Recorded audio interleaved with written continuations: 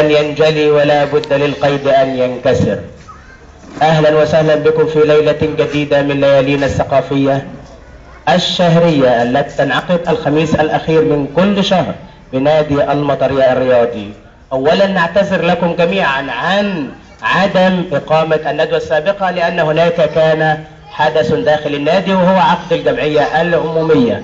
أما في هذا الشهر فنحن آثرنا أن نقدم الندوة الشهرية في هذا الخميس، لأن الخميس القادم كل عام وأنتم بخير هي وقفة عيد الأضحى المبارك، فكل عام وأنتم بخير في هذه الأيام الجميلة المباركة. أيضا نحن بصدد أيام الانتصارات والفعاليات الكبيرة التي حدثت بعد ثورة 25 يناير.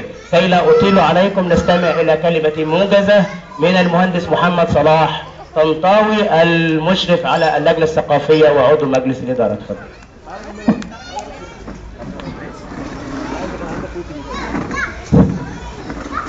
بسم الله الرحمن الرحيم. طبعا احب ارحب بيكم دايما ونقول ان انتوا وحشتونا، لان احنا اتعودنا ان احنا نشوفكم دايما معانا على طول.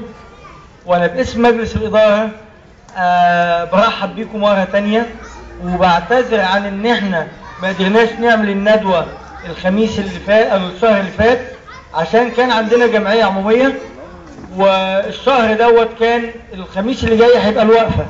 فاولا بنقول لكم كل سنه وانتم طيبين، وان شاء الله دايما متواصلين معانا، ودايما الندوه بتبقى بنجاح من نجاح لنجاح اكتر، ويا رب دايما المزيد وتنورونا دايما. شكرا.